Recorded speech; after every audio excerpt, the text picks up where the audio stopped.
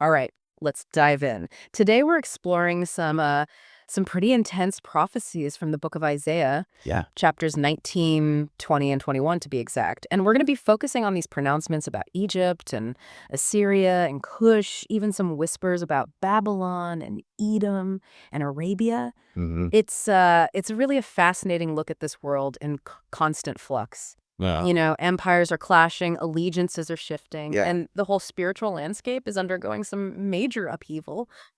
So, to kick things off, Isaiah 19 opens with this incredibly dramatic scene. The Lord is riding on a swift cloud towards Egypt. Oh, yeah. What kind of impact would that kind of imagery have had on people back then? Oh, it would have been absolutely terrifying. I mean, in ancient cultures, clouds and storms were often seen as like manifestations of divine power judgment. Right. So to picture the God of Israel descending on Egypt in this way, it would have sent chills down their spines. Yeah. This is a clear signal that everything they knew, everything they held dear was about to be completely disrupted. Yeah. And disrupted it is, Isaiah doesn't hold back on the details.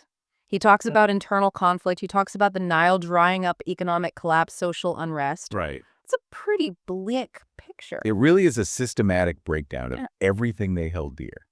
Their society, every level is going to be impacted. Isaiah even gets specific. He mentions that fishermen will grieve, weavers will be dejected, and even the officials of Zone are mere fools. Wow. This isn't just some kind of vague warning. This is like a dismantling of their whole society from top to bottom. And here's where it gets really interesting to me. In the midst of all this chaos, there's this detail about the Egyptians turning to idols and ghosts of the dead. It's like they're doubling down on their own beliefs instead of turning towards the God of Israel. What do you make of that? Well, I think it reveals this really deep-seated fear and desperation.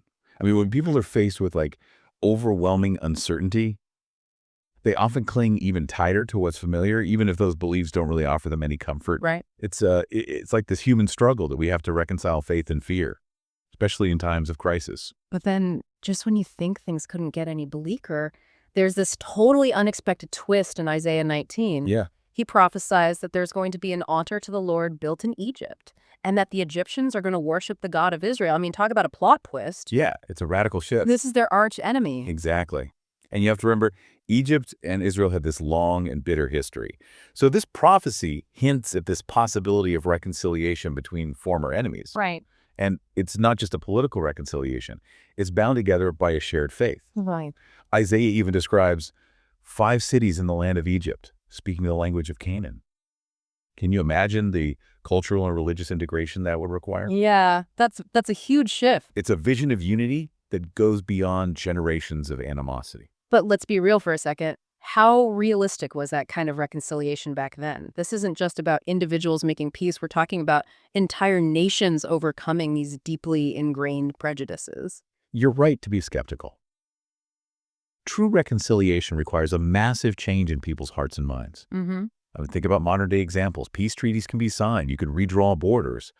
But the wounds of the past often linger. They do. And achieving genuine unity requires addressing those deeper wounds, dismantling the systems that perpetuate division, and fostering empathy across those cultural divides.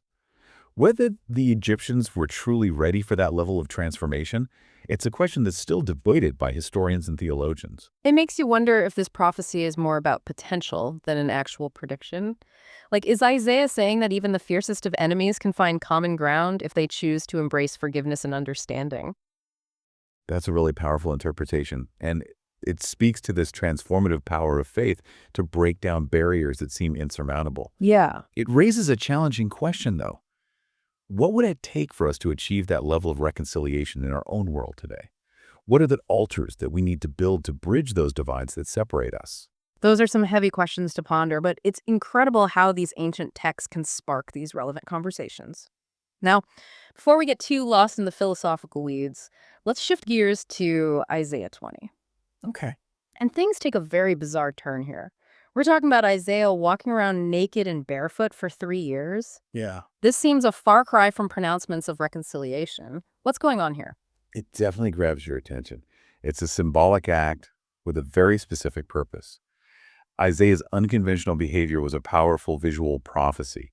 It was aimed at driving home the point about the humiliation and captivity awaiting both Egypt and Cush at the hands of Assyria. So it was a performance. It was a dramatic performance designed to shock and disturb. Yeah. It forced people to confront these harsh realities that they may have been trying to ignore. It's interesting how Isaiah uses this visceral, almost shocking image to convey this message. It makes me think about how we use symbolism in our own time to communicate powerful messages. Think about protests where people use clothing or signs or even their own bodies to make a statement, or art installations that provoke us to think differently about the world. This idea of using symbolism to communicate a message that transcends words definitely isn't limited to ancient times. Absolutely. Symbolism taps into this deeper level of understanding. It bypasses our rational minds and it speaks directly to our emotions. Right. And it can be incredibly effective, but it can also be easily misinterpreted or dismissed. Yeah, Think about how certain symbols are co-opted or even demonized by different groups. that's true. The power of a symbol lies in its shared understanding, and that can change dramatically depending on who's looking at it. This idea of symbolic actions and their impact is something I think we'll be coming back to again and again as we continue our deep dive. But for now, let's move on to Isaiah 21, where the focus shifts dramatically towards Babylon. And the tone, well, let's just say it gets a whole lot darker. It does. It's a stark contrast to that glimmer of hope we saw in Egypt. Mm. Here, Isaiah unleashes this chilling prophecy. Fallen is Babylon, he declares, and all the images of her gods are shattered on the ground. Wow. It's a vision of complete destruction and empire brought to its knees. And then we have this image of the watchman constantly on alert, waiting for news of Babylon's fate. There's a real sense of anticipation and dread hanging in the air. You can almost feel the weight of history bearing down on this moment. The watchman becomes this symbol of both vigilance and vulnerability. Yeah. He's tasked with seeing what's coming, but he's ultimately powerless to stop it.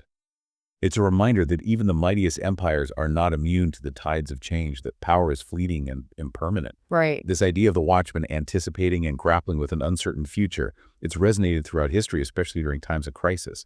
It speaks to a universal human experience of facing the unknown and the anxieties that come with that. This image of Babylon's fall and the watchman's vigilance is incredibly powerful, and I have a feeling it's going to stay with us as we delve deeper into Isaiah's prophecies.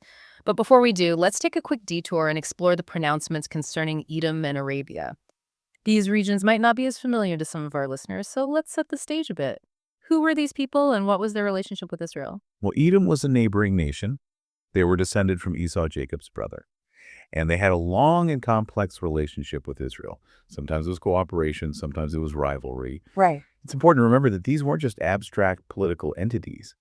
These are communities with shared histories, cultures, even family ties. Their stories were intertwined in ways that make their conflicts all the more poignant. Okay. And Arabia at the time encompassed this vast and diverse region. It was inhabited by all these nomadic tribes. They were renowned for their control over vital trade routes and resources like frankincense and myrrh. Their influence extended far beyond their geographic boundaries. They shaped the economic and political landscape of the ancient Near East. Okay, so we have these two distinct regions, each with its own unique history and dynamics. What does Isaiah have to say about their fate? Is it all doom and gloom, or is there something more nuanced at play here? Well, with Edom, we hear this really poignant cry from Seir, "Watchman, how far gone is the night?" It's a question loaded with uncertainty and longing. Are they yearning for deliverance from their current struggles? Or are they dreading an even darker future? It's open to interpretation, which makes it all the more compelling. It's remarkable how a single question can resonate so deeply across millennia.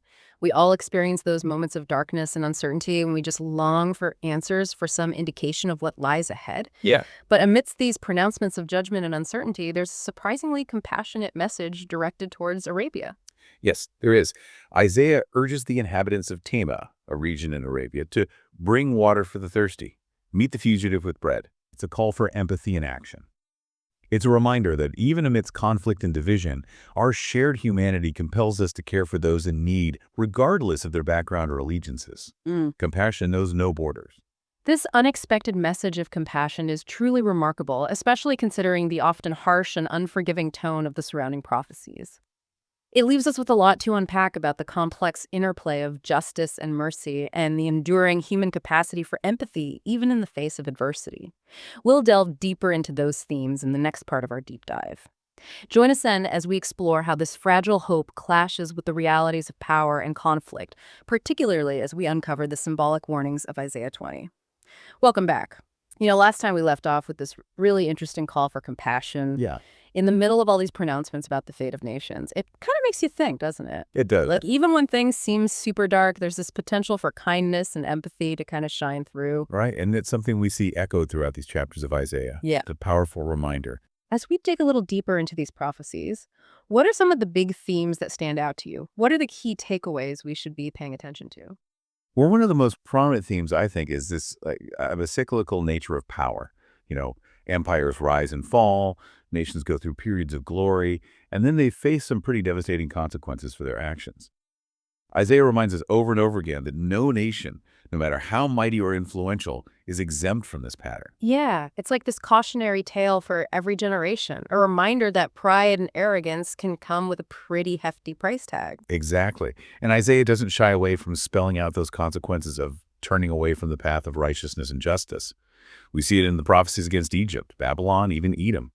He's very clear that there are real consequences for worshiping false idols, for mistreating the poor and vulnerable, and for allowing injustice to just flourish. So it's not just about these abstract concepts of good and evil, it's about real-world actions and their consequences.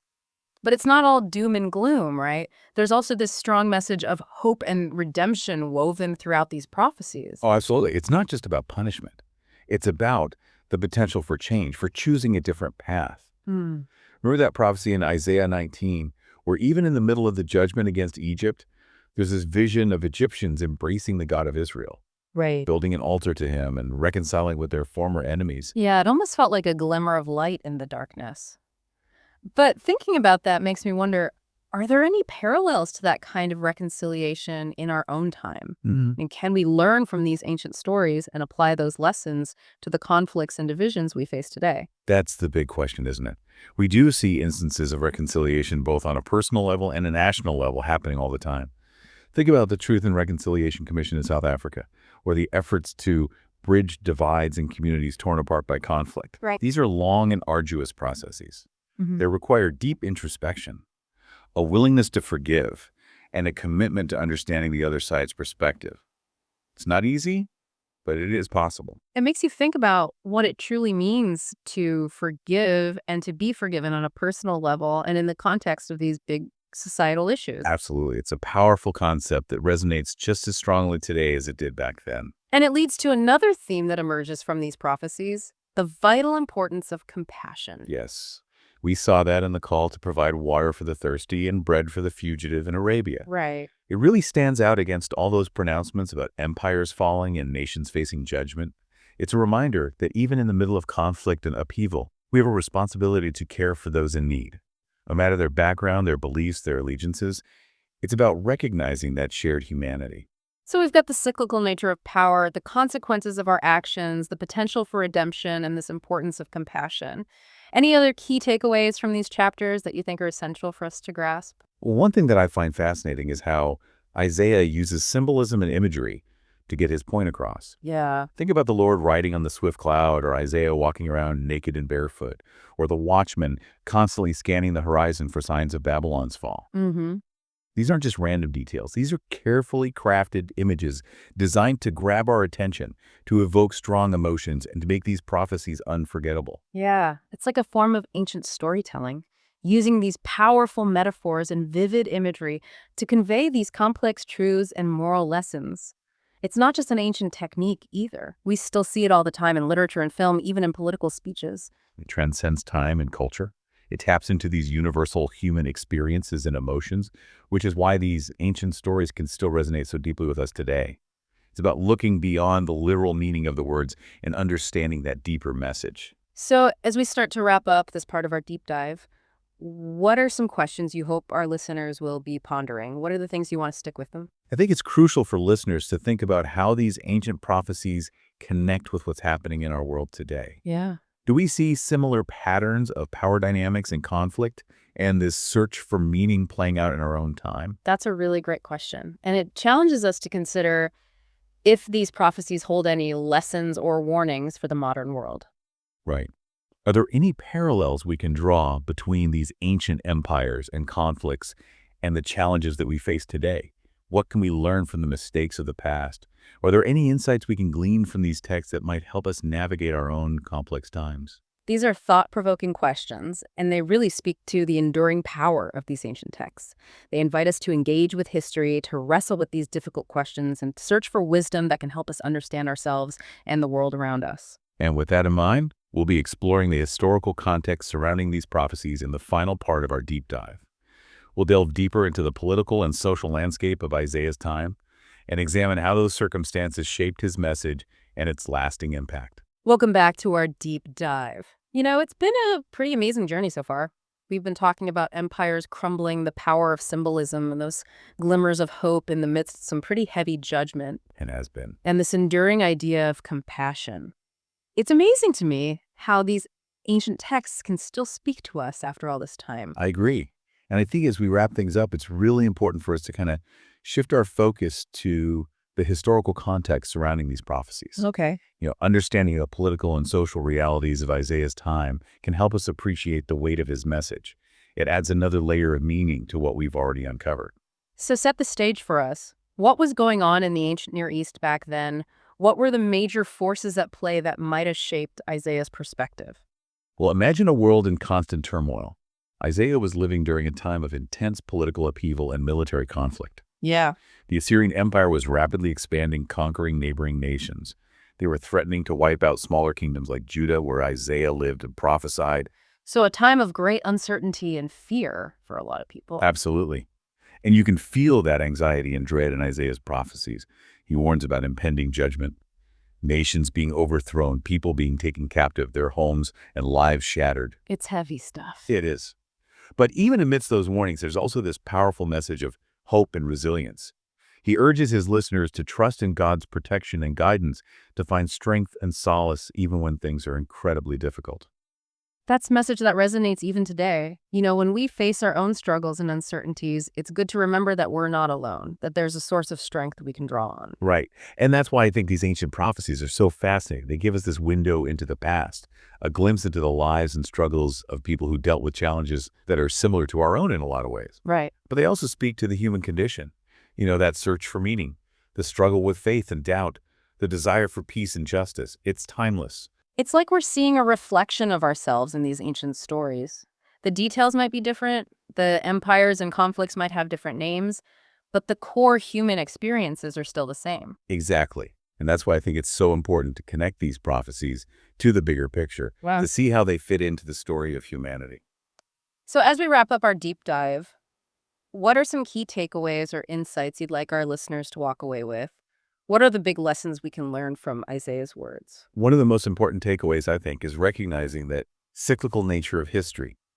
Empires rise and fall, nations go through good times and bad times, sometimes even within a single generation. Yeah.